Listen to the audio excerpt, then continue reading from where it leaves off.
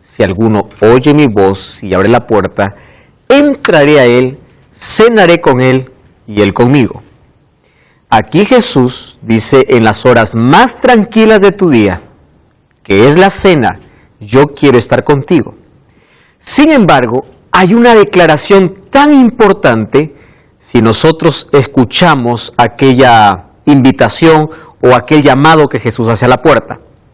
Porque Jesús dice así, si tú me permites ahora cenar conmigo, yo te prometo una mayor cena. Y esa cena está en el cielo. La segunda invitación está en el libro de Apocalipsis capítulo 22, versículo 17. El espíritu y la esposa dicen ven, el que oye diga ven, y el que quiera venga y beba del agua de vida gratuitamente.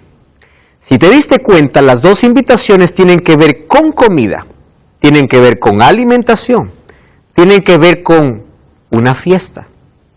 Bienvenido, está comenzando Biblia Fácil y hoy vamos a hablar acerca de 2 cenas. Un abrazo para ti que estás allí viendo el programa. Gracias por permitirnos una vez más ingresar hasta tu hogar, allí en el lugar donde te encuentras y permitirnos abrazarte allí con las promesas que Dios tiene para sus hijos. Dios te bendiga. Bienvenidos también amigos, aquellos que estamos aquí más debajo del altar, en el 5º sello, que clamaban a gran voz y decían, ¿hasta cuándo, Señor? Pedimos justicia, pedimos respaldo. ¿Cuándo vas a terminar con aquellos que oprimen y matan a tu pueblo inocente? ¿Cuándo? Y aquí esa es la respuesta de Dios para ese clamor. Porque aquella ramera ya fue juzgada, ya fue destruida. Entonces hay gozo y dice, ahora sí, como ya no tenemos un enemigo, ahora tenemos salvación, honra, gloria, poder. Todo ahora pertenece a nuestro Señor Jesucristo. Sus juicios son verdaderos y justos. Ha juzgado a la ramera que corrompía la tierra con fornicación y ha vengado la sangre de sus siervos. Muy bien, la destrucción de Babilonia entonces provoca un lamento entre los aliados, porque aquí hay la destrucción provoca un lamento entre ellos, mientras en el cielo se produce gozo. Y ahí el versículo 3 dice, otra vez dijeron, aleluya, el humo de ella ha de subir por los siglos de los siglos.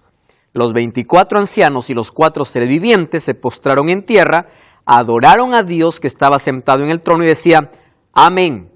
Ustedes se van a dar cuenta que muchas veces se repite la palabra aleluya y amén. Aquí dicen ellos amén y otra vez aleluya. Y del trono salió una voz que decía, alabad a nuestro Dios. Todos sus siervos, los que teméis, pequeños como grandes. Esta es una expresión tomada del libro de Salmos, para hablar de cualquier posición social, de cualquier estrato, tienen que alabar a Dios. Ahora dice, alaben todos sus siervos, y oír una voz como de una gran multitud, como el estruendo de muchas aguas, y como la voz de grandes truenos que decía, otra vez la palabra, ¿qué palabra es? Aleluya, porque el Señor nuestro Dios Todopoderoso reina. Gocémonos y alegremos y démosle gloria. Ahora cambia el panorama. Entonces, la celebración es porque ya no existe la ramera, ya no existen poderes perseguidores, ya no existe nada que pueda perturbar al pueblo de Dios. Lo segundo es que Dios es justo, y la justicia que hizo es vengar la sangre de sus siervos, destruyendo a la ramera. Por eso hay tanto alboroto o hay tanto gozo en el cielo. Es una explosión de gozo. Y después dice, ya olvidémonos, eso ya fue, ya pasó. Nuestro gozo continúa. Esto es como tener tantas emociones fuertes en un día. Yo no sé si alguna vez en su vida ha pasado eso, ¿no?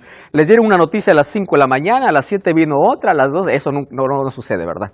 Pero todo el día con buena noticia, imagínate, estás celebrando una cosa y viene otro motivo para celebrar. El pueblo de Dios está de gozo en gozo, es decir, está explotando de alegría. Ya hizo justicia, ya ahora tenemos paz, ahora nuestro Dios reina, ahora, tranquilo, eso nos da alegría, pero vamos a gozarnos por otro motivo. ¿Cuál es el otro motivo? Versículo 7. gocémonos y alegrémonos. Ya están alegres. Otra alegría, ahora superior, embarga el corazón de ellos.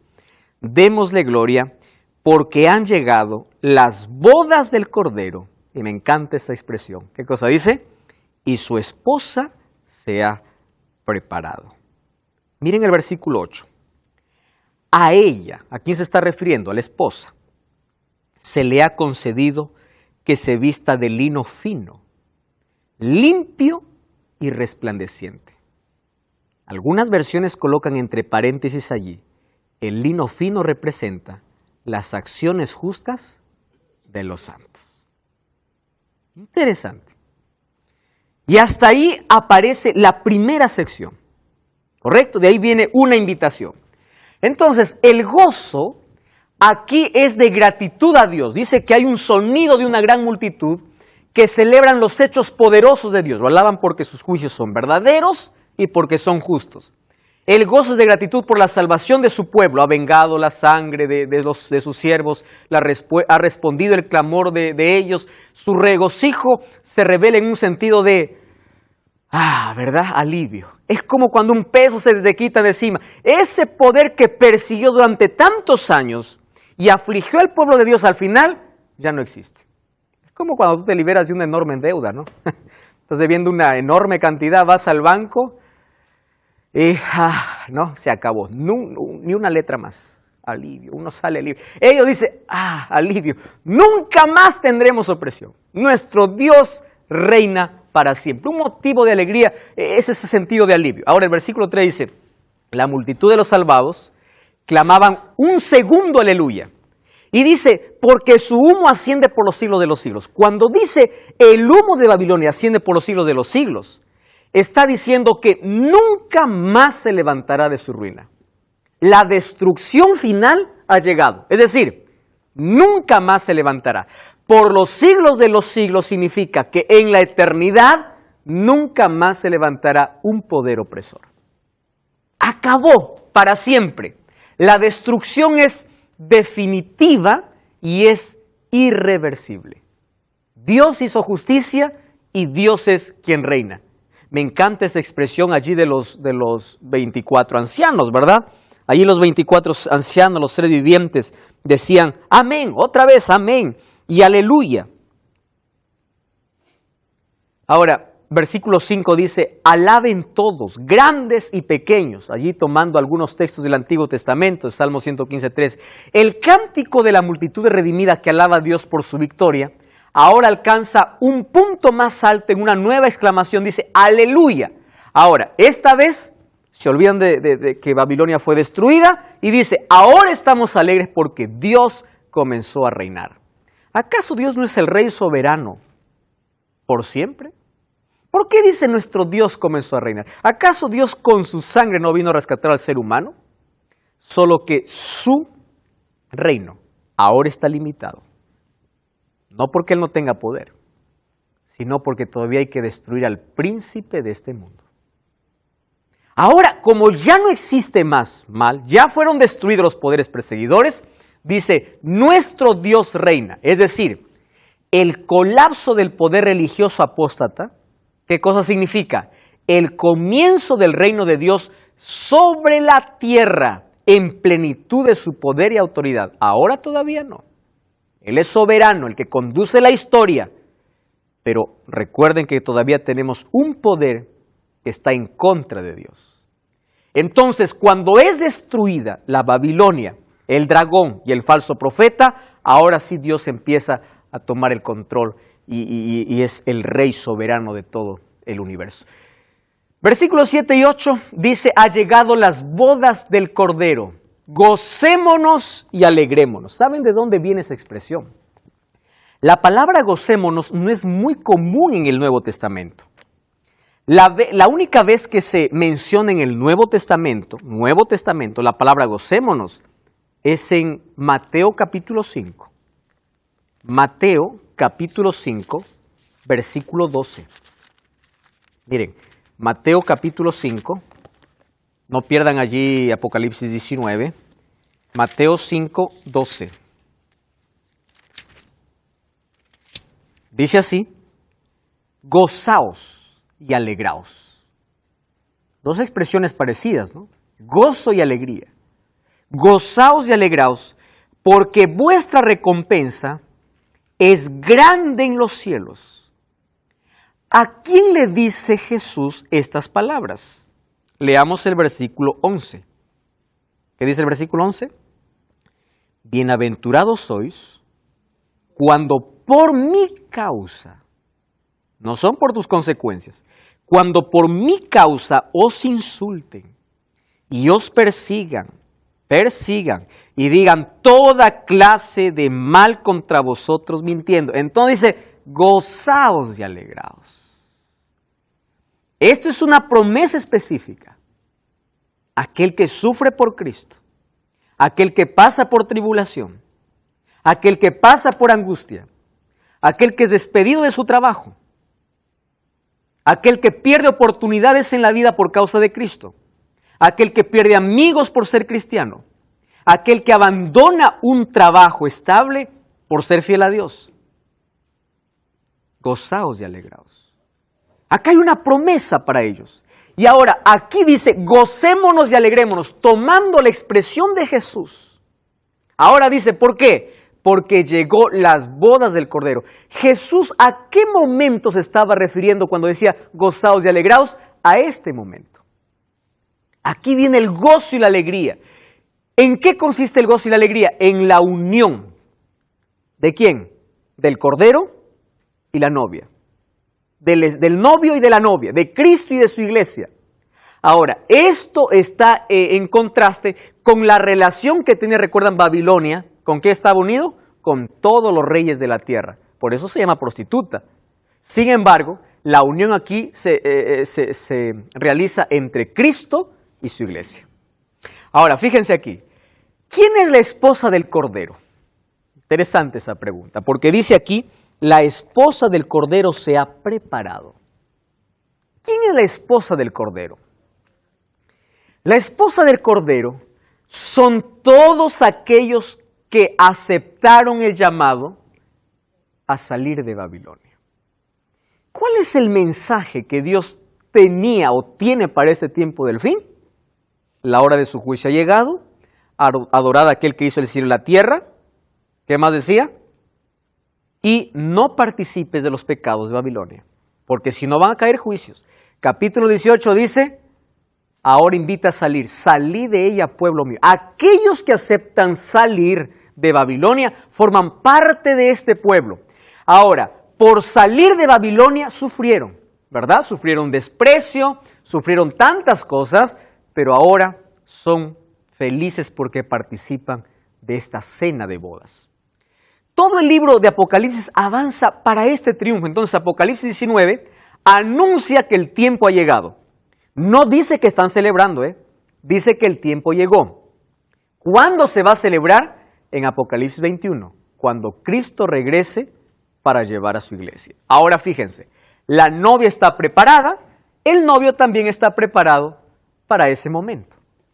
Todos hemos asistido alguna vez, ¿verdad?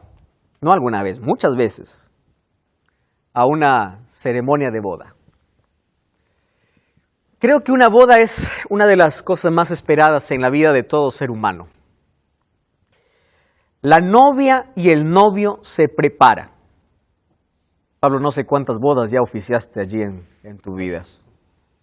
Y es extraordinario ese momento, ¿verdad? Cuando alguien te considera y te dice, pastor, quiero que nos cases, que nos des esa bendición divina. Que no procede de nosotros, claro, oramos por ellos. Y es especial ese momento, porque es una fiesta. Ahora, dice, la novia está preparada para esta unión. Ustedes saben que Apocalipsis fue escrito en base al Antiguo Testamento, lo repito siempre porque encontramos su base allí. ¿Cómo eran las bodas en el tiempo judío? ¿Cómo era esa preparación? Es interesante. Tenían algunas cosas muy en común. Todas las bodas, cada uno tenía sus propios detalles, pero había una cosa en común. El novio siempre tenía que pagar un precio por la novia. A eso se llamaba el dote, ¿verdad? ¿Y a quién pagaba eso? A los padres. El dote. Miren ahora, tomando esa figura, Cristo como novio dejó el cielo y bajó a la tierra a conquistar a su novia. ¿Dónde pagó el dote? En la cruz. En la cruz la compró. Por su sangre la compró. Por eso somos comprados por Él. Y ahora se fue al cielo. San Juan 14, 1 al 3. Voy a preparar lugar, igual que hacía en las novias, en las bodas antiguas. El novio, después de poder pagar el dote allí a los padres de la novia, le decía, voy a preparar lugar para mi esposa. Regresaba, mientras él preparaba el lugar, ¿qué hacía la novia? Se preparaba para ese momento. Esa misma figura está tomándose aquí. El novio vino, la conquistó, pagó el dote, se fue, voy a preparar lugar para que donde yo estoy vosotros también estéis, pero vendré otra vez. San Juan capítulo 14, versículo 1 hasta el versículo 3. ¡Qué extraordinario! Ahora, ese momento ha llegado y dice, ella se prepara. Si nosotros leemos Efesios capítulo 5, versículo 27, dice que Dios espera una novia o una iglesia sin mancha, ¿verdad? Una iglesia linda, perfecta. Y, vamos a leer mejor ese texto. Efesios capítulo 5. Efesios capítulo 5, versículo 27. Miren allí lo que dice. A fin de presentársela a sí mismo una iglesia gloriosa. ¿Qué término? Que no tuviera mancha ni arruga, ni cosa semejante, sino que fuera santa y sin mancha. Ahora tú ves a la iglesia y dices, bueno, así cuándo vamos a llegar al cielo, ¿no? Pero espera un momento. Esa santidad, ese vestido, no lo fabrica ella. ¿Sabes quién lo da? El novio. Y eso es lo bonito de la salvación. Dios te quiere con una vida mejor. Dios quiere transformar tu vida, pero no lo haces con tus propios esfuerzos. Dios a través de su gracia transforma tu vida. Hoy hablando acerca de dos tipos de cenas. Y una cena es la celebración del encuentro entre la novia y el novio, entre Cristo y su iglesia. Aquí nosotros encontramos en Efesios capítulo 5 que Dios espera que su iglesia, que su novia pueda ser sin mancha. ¿Cómo nosotros podemos llegar a ese ideal? Aquí yo no estoy hablando, por si al caso, hay ahorita un pensamiento muy popular entre todos, ¿verdad? De que el ser humano puede alcanzar la santidad o puede dejar su estado de pecado, etcétera, etcétera. No. Miren, el texto es tan claro. En Apocalipsis 19:8, vamos a volver a Apocalipsis, capítulo 19, versículo 8. No estoy hablando aquí de perfeccionismo, ¿está bien? 19:8 dice así. Y a ella se le ha concedido que se vista de lino fino. ¡Wow! Quiere decir que los vestidos se le dieron. ¿Por qué luce tan glorioso y tan brillante? No porque ella los compró. ¿Qué cosa hizo ella? Los recibió. Por eso es que la salvación no son por obras, es por gracia. Ella está tan linda y tan brillante porque se le ha concedido que se vista de lino fino, limpio y resplandeciente.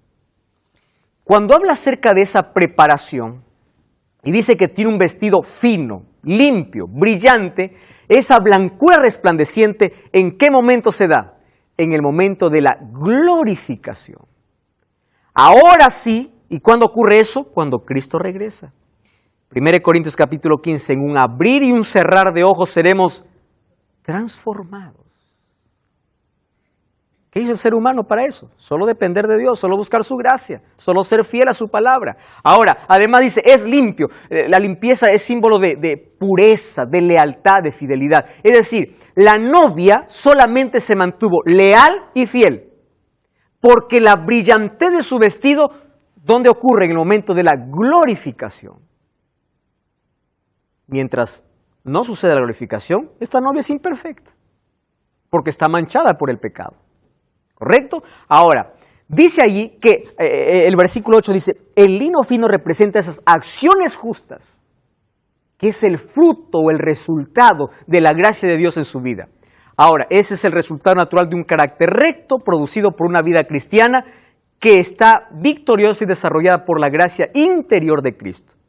No es que fabricó sus propios frutos, sino que es el resultado natural. Ahora, en contraste con la Babilonia, ustedes saben que cómo estaba la ramera, con adornos espléndidos, pero ambas están vestidas con acciones y caracteres.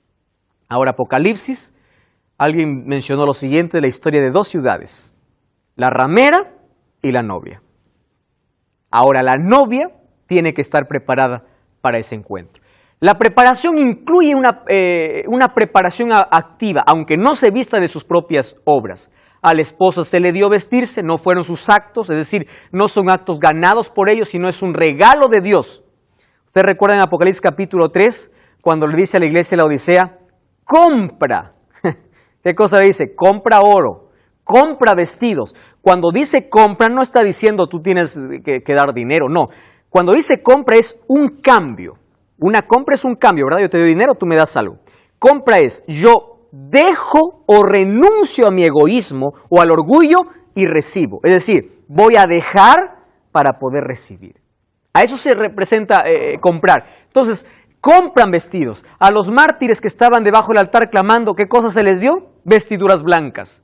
Capítulo 7, versículo 9 al 14 dice que los santos lavaron sus ropas en la sangre del Cordero. Es decir, la novia está gloriosa y brillante no por lo que ella hace, sino por lo que el novio hizo por ella. ¿Correcto? Ahora, en Isaías capítulo 61, 10, las vestiduras son obras y es el producto de la relación íntima con Cristo.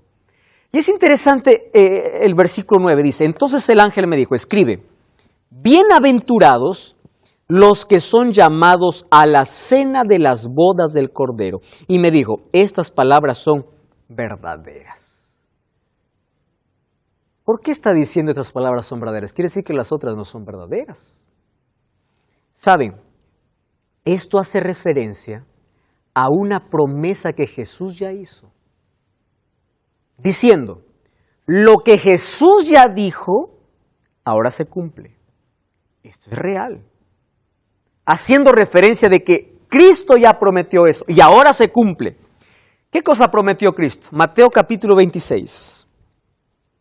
Mateo capítulo 26, versículo 29. No pierdan allí Apocalipsis capítulo 19. Mateo capítulo 26, versículo 29. Allí dice, os digo, ¿recuerdan ustedes esa última cena? Dice, os digo que desde ahora no beberé más de este fruto de la vid hasta aquel día en que lo beba. ¿Cuándo? Con vosotros en el reino de los cielos. Ahora ese momento había llegado. Sí, Pablo. Una pregunta. En el verso 9 dice, y a ella se le concedió que se vista de lino fino, limpio y resplandeciente, porque el lino fino es las acciones justas de los santos.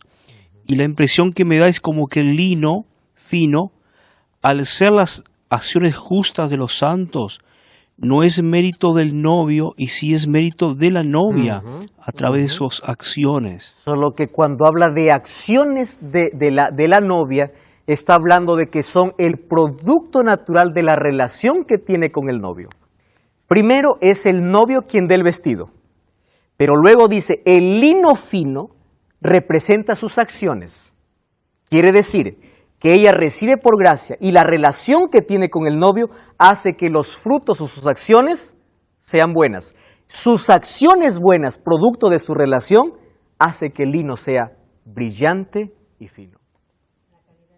La calidad. Es el cambio de la naturaleza que te hace hacer las buenas obras. Exacto. O sea, aún las buenas obras de la novia es fruto de la obra del Espíritu Santo. Quiere decir que ni siquiera la novia puede hacer algún fruto por sí misma, sino es lo que Dios hace mediante ella.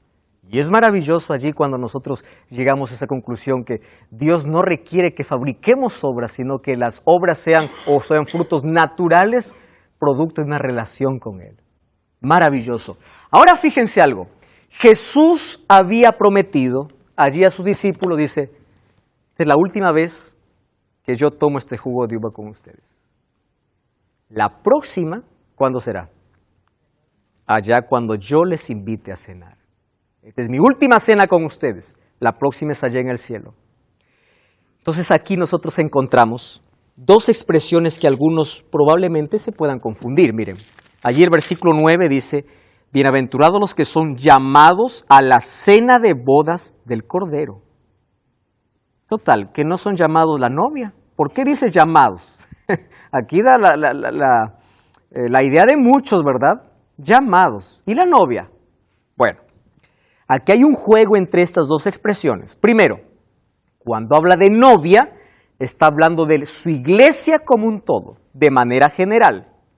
Cuando habla de invitados, está hablando de aquellos que conforman aquella novia, que es la iglesia de manera general, pero ahora de manera personal, que eligieron ser parte de esa novia. ¿Correcto? Está hablando ahora de los miembros que respondieron a participar de esta fiesta. Ustedes recuerdan aquella parábola que Jesús contó, que un hombre hizo una cena, un rey hizo una cena, y convidó a todos, y cada uno empezó a excusarse. No, yo compré mis 2 bueyes, voy a probarlos. No, yo no puedo porque, bueno, te acabo de casarme. No, yo no puedo, etcétera, etcétera. Es decir, aquellos que respondieron ese llamado son aquellos que dejaron sus excusas y decidieron unirse a esa iglesia. La iglesia como un todo, ¿qué cosa es? La novia. Ahora, las personas que conforman esa iglesia, ¿qué cosas son? Los llamados. Ahora es interesante ver. Versículo 19, el capítulo 19, versículo 10 dice, entonces yo me postré a sus pies para adorarlo, y él me dijo, mira, no lo hagas. ¿Quién estaba hablando allí? Un ángel, porque el versículo 9 dice, un ángel me dijo, no lo hagas. Yo soy consiervo tuyo. Qué interesante, un ángel diciendo al apóstol Juan, soy consiervo tuyo y de tus hermanos que mantienen el testimonio de Jesucristo. Adora a Dios. El testimonio de Jesús es el espíritu de profecía. No importa cuán importante sea una persona o su mensaje, nadie merece ser adorado. La adoración solo es Dios. Si hay un pecado que la Biblia tanto condena y el ser humano tanto ama, es la idolatría. Nosotros fabricamos nuestros propios dioses, no de metal. Existen esos dioses de metal, de yeso y de barro.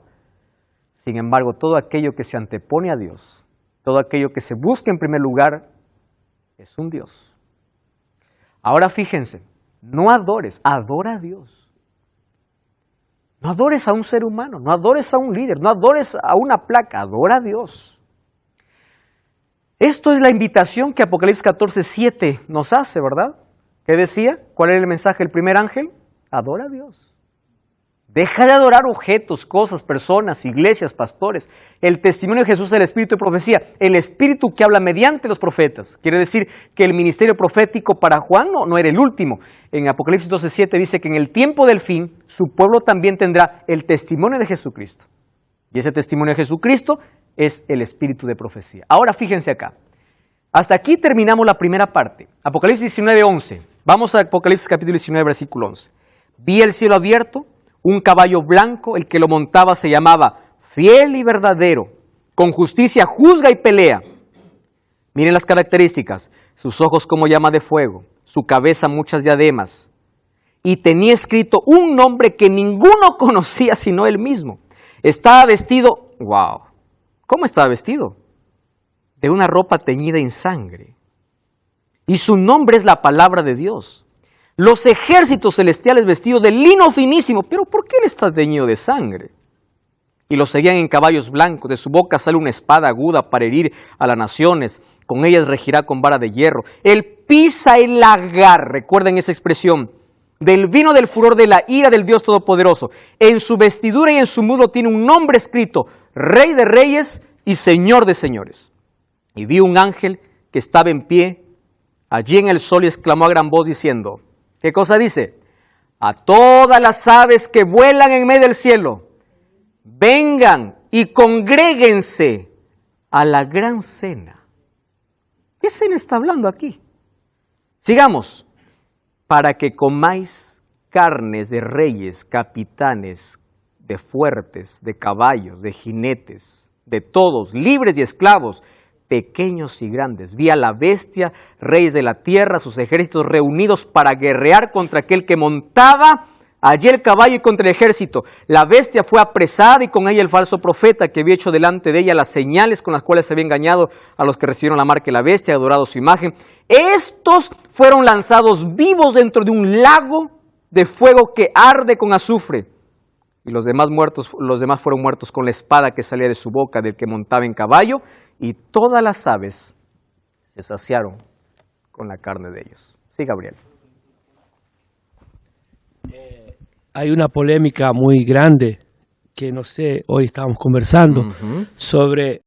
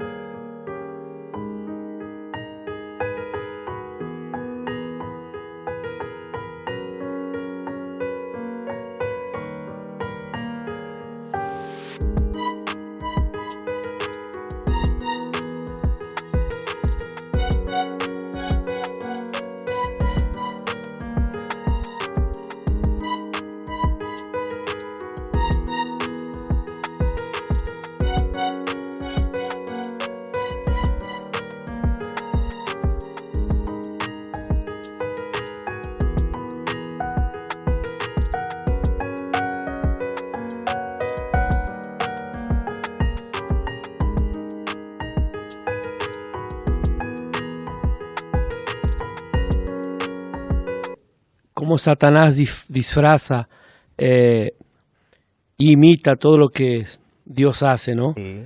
Y yo no sé si se dieron cuenta que hoy en día el tatuaje, hasta los cristianos están tatuando. Está de moda, ¿verdad? Por causa de ese versículo que dice que en su muslo viene escrito el nombre del Rey de Reyes. Entonces, quería saber si eso realmente es una procedencia maligna, porque se hizo tan moda que hoy en día el cristiano acepta todo.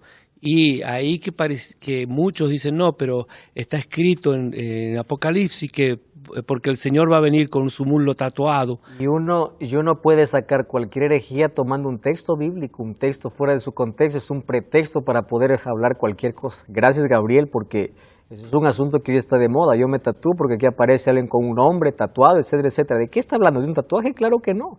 Está hablando de un nombre escrito, más eso no lo tiene en su piel. El tatuaje es una inserción de líquido en la piel.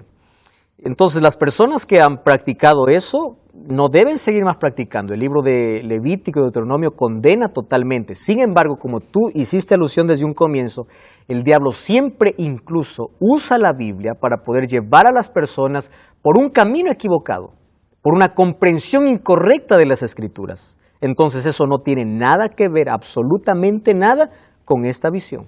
Ahora sería la pregunta, ¿eso influenciaría en el hecho de la persona por llevarse de una escritura e interpretar errado, hacerlo con ese motivo y traer alguna complicación en el sentido de... Existen dos cosas allí. Cuando una persona interpreta errado y lo sigue practicando y no conoce la verdad, esa persona es inocente y no será juzgado por lo que conoce, sino por lo que no conoció. Pero si una persona conoce y lo hace, ya no es inocente. Pero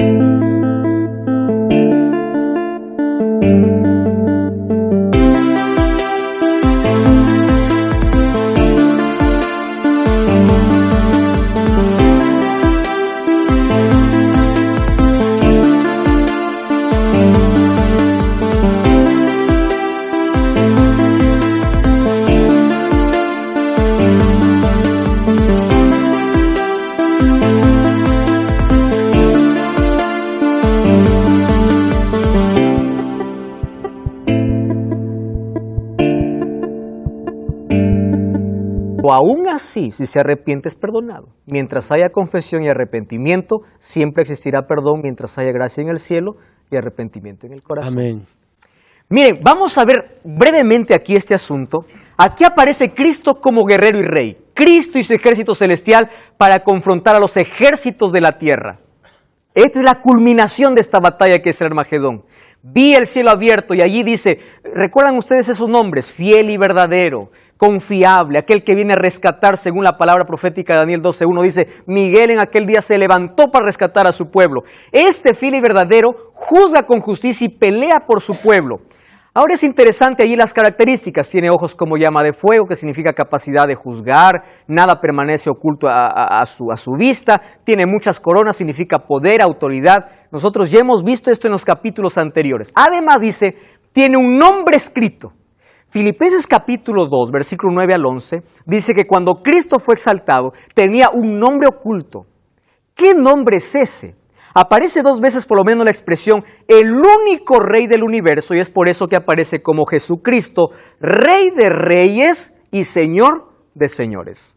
El título que hasta aquí aún no se había visto. Ahora fíjense, aparece con un manto manchado en sangre. ¿Cómo es eso que la novia está lista y él está manchado en sangre? Recuerden que aquí todavía no está la unión. Recuerden que en esta visión Juan ve cómo la novia está preparada, pero el novio todavía está peleando por ella.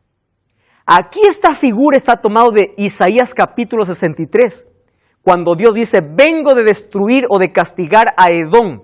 Entonces, ese manto manchado es sorpresa, porque el combate aún no ha comenzado. Aparentemente aquí, es la sangre de los testigos de Cristo y los fieles. Tanto abuso que vino contra él. Solo Cristo aquí aparece para vengar la sangre de ellos sobre sus enemigos. Ahora, allí aparece un Cristo victorioso. Ustedes saben que en la venida de Cristo dice que Cristo vendrá acompañado de sus ángeles, según Mateo capítulo 24, versículo 30. La esposa ya está preparada.